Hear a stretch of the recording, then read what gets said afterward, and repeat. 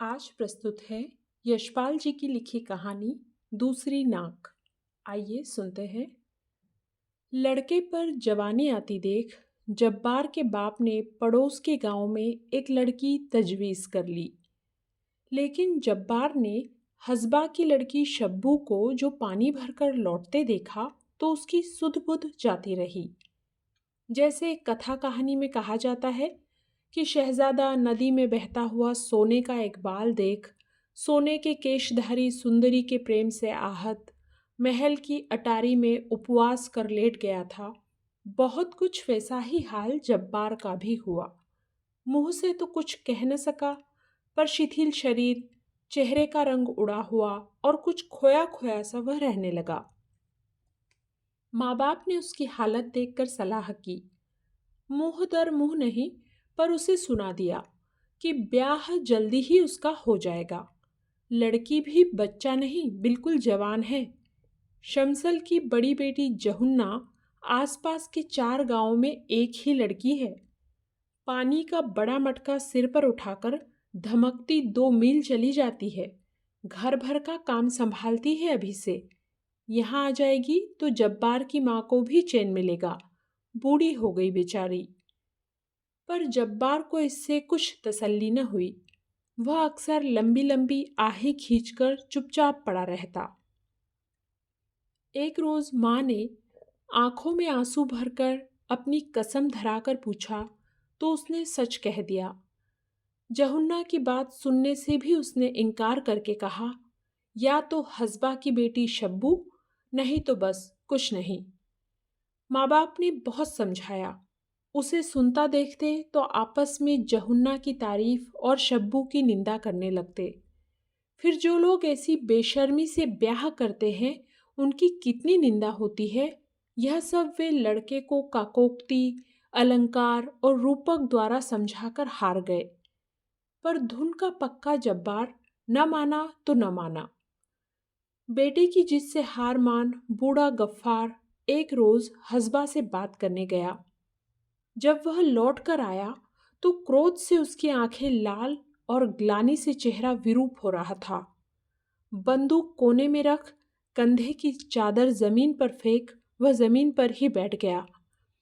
जब्बार की माँ ऊँटों को बेरी की पत्तियां खिला रही थी। तुरंत बूढ़े के समीप दौड़ी आई। जब्बार दूर से ही उत्सुक कान लगाए था। बूढ़ा मानो फट पड़ा। ऐसे नालायक बेटे से बेऔलाद भला। जब्बार की माँ ने घबरा कर बेटे की बलाएं अपने सिर लेते हुए नाक पर हाथ रखकर पूछा, हाय हाय, हुआ क्या? बूढ़े ने कहा, होगा क्या? ऐसे बेशर्म बेगैरत लड़के से और होगा क्या?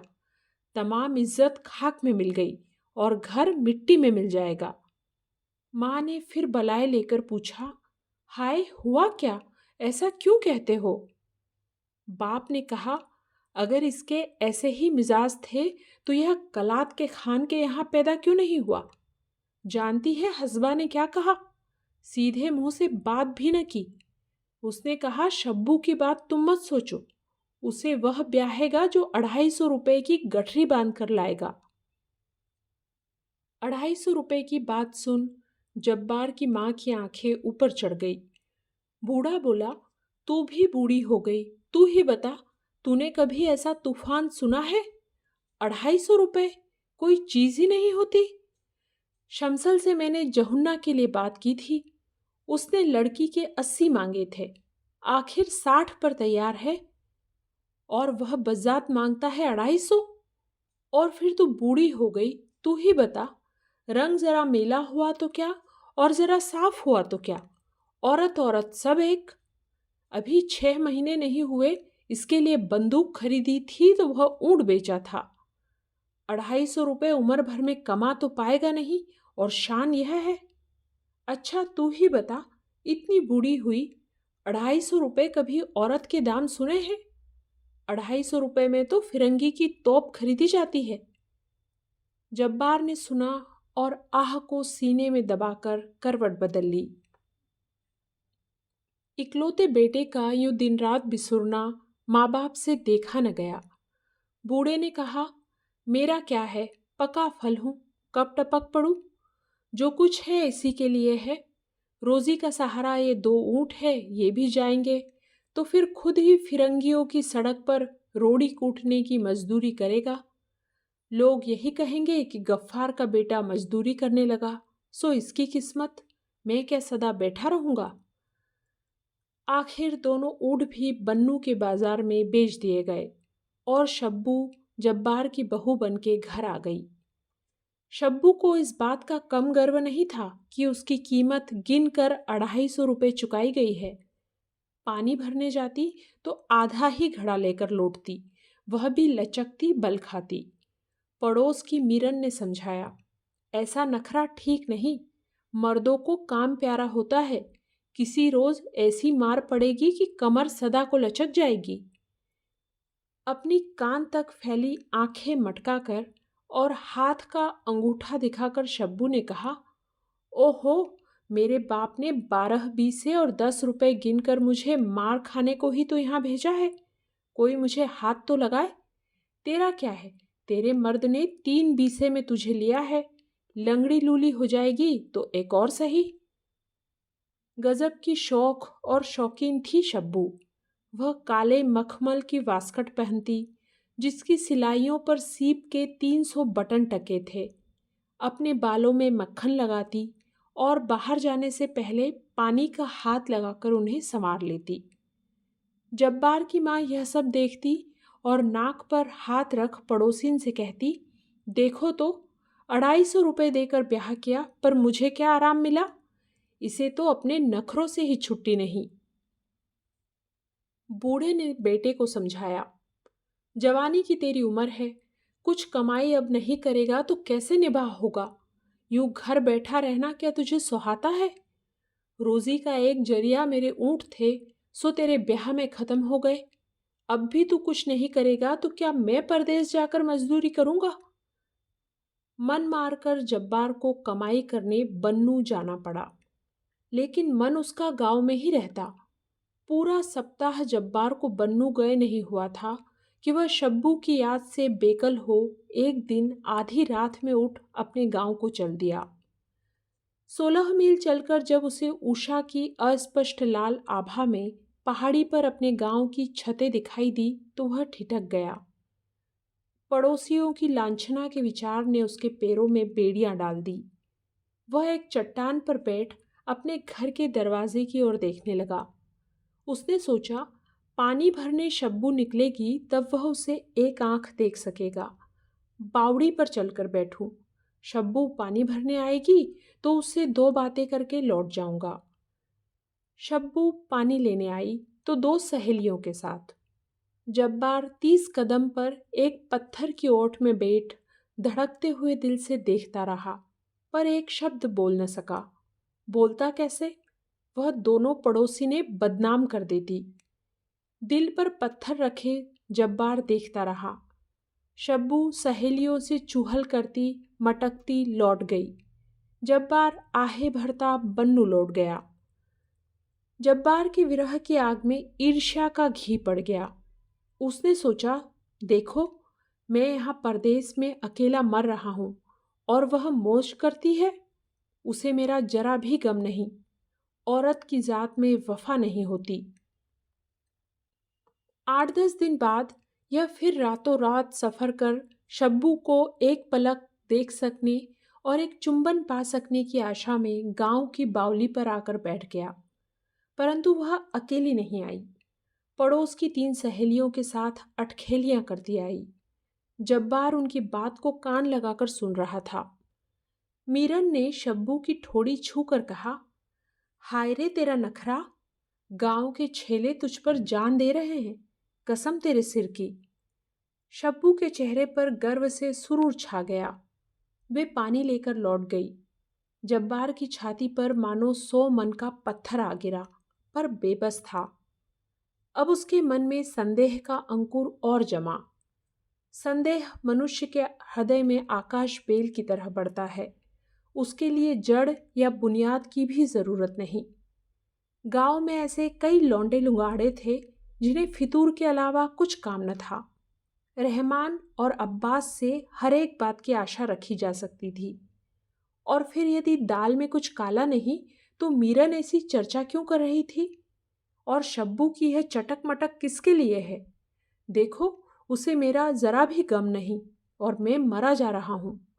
जब्बार लहू के घूंट पी पी कर रह जाता। उसने सोचा, रुपया कमाने के लिए ही तो वह घर से दूर यहाँ पड़ा है। यूं 8 आने 10 आने रोज में रुपया नहीं कमाया जा सकता। घर लौटने की आग ने उसे पागल कर दिया।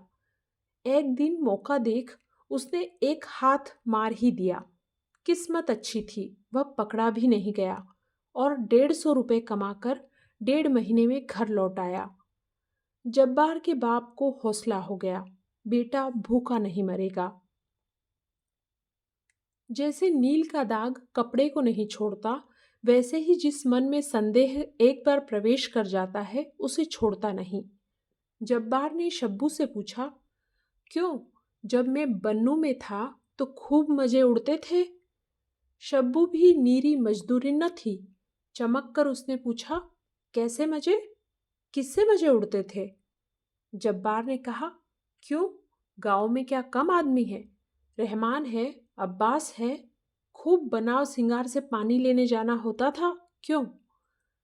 शब्बू ने कहा, मैंने कभी किसी मरे की तरफ आंख उठाकर देखा हो तो मैं मर जाऊं, नहीं मुझ पर झूठा इल्जाम लगाने वाला मर जाए। जब्बार ने तड़प कर पूछा, तू बन ठन कर अपना हुस्न दिखाने नहीं जाती थी? शब्बू ने उत्तर दिया, मैं क्यों जाऊंगी दिखाने किसी को? कोई मरा घुरा करे तो मेरा क्या कसूर? जब्बार ने चुटिया कर पूछा, तो तू यूं बन ठन कर दिखाने को निकलती क्यों है? अपने सौंदर्य के अभिमान में सिर ऊंचा कर शब्बू ने कहा, मैं क्या करती हूं? क्या मुंह काला कर लूं? मैं जैसी हूं वैसी हूं। जब्बार बड़े यत्न से शब्बू की चौकसी करने लगा। वह शब्बू से 100 कदम दूर पर भी आदमी देखता तो उसे यही संदेह होता कि वह उससे आंख लड़ा रहा है। कुछ दिन में उसका खाना पीना हराम हो गया। किसी मुसाफिर को गांव से गुजरते देखकर भी उसे यह शंका होती कि संभव है शब्बू के रूप की ख्याति सुनकर ही यह आदमी बहाने से इधर आया है। सारा गांव उसे शब्बू के पीछे पागल दिखाई पड़ने लगा। एक रात जब्बार ने शब्बू से पूछा, आज तू बाहर से लौट रही थी, तब राह में मुस्कुरा क्यों रही थी? उत्तर में शब्बू ने पूछा, मैं कहाँ मुस्कुरा रही थी? जब्बार ने कहा, और वे सब आदमी खड़े हुए क्यों देख रहे थे? अपने रूप की महिमा के संकेत से पुलकित होकर शब्बू ने उपेक्षा से उत्तर दिया, मैं क्या जानूं? होठ काटकर जब्बार ने कहा, बहुत घमंड होगा हुस्न का, नाक काट लूंगा। शब्बू का मन गुदगुदा उठा। उसने कह दिया, 12 बीसे और 10 रुपए की नाक है, और मन ही मन मुस्कुराने लगी। शब्बू सो गई, पर जब्बार की आंखों में नींद कहाँ। उसने पुकारा, सुन तो। उत्तर नदारद। जब्बार ने सोचा, देखो तो घमंड इसका, मैं बेचैन पड़ा हूं और यह मजे में सो रही है। सब घमंड हुस्न का है। इसी हुस्न के पीछे गांव के बदमाश पागल है। मेरी क्या आबरू है? अगर यह हुस्न न होता तो क्या मेरी आबरू यूं मिट्टी में मिलती? ऐसे हुस्न से क्या फायदा?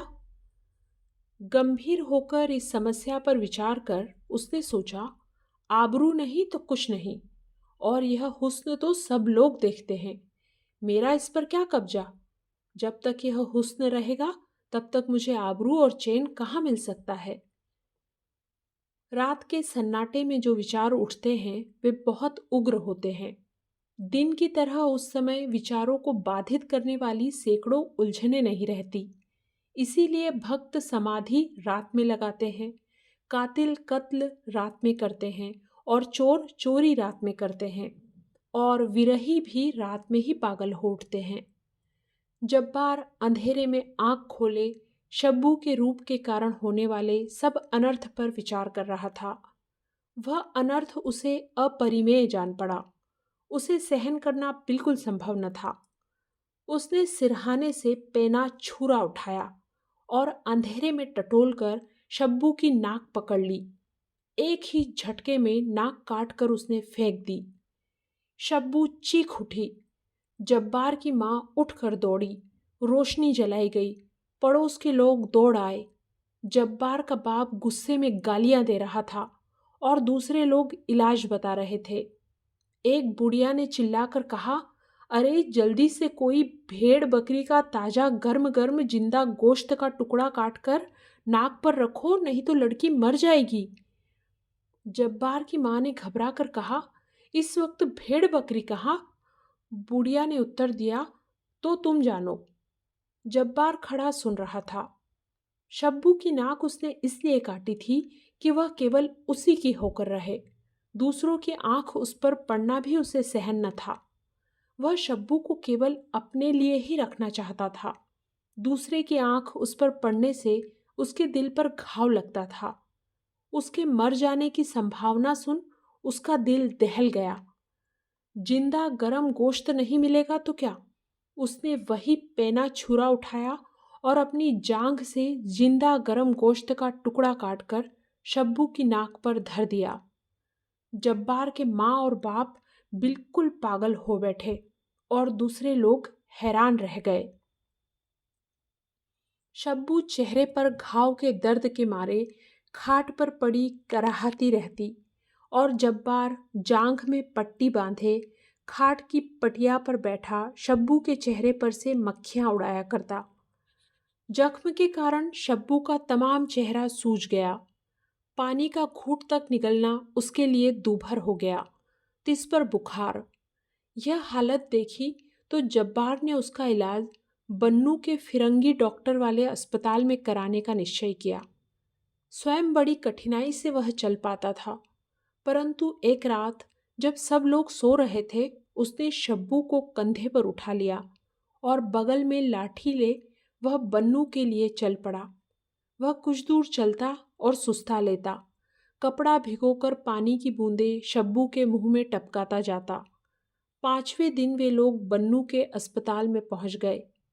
20 रोज में शब्बू का जख्म भर पाया और उसकी तबीयत ठिकाने आ पाई। नाक न रहने पर हवा होठों की अपेक्षा नाक के छेद से अधिक निकल जाती और स्वर बिल्कुल नक्की हो जाता।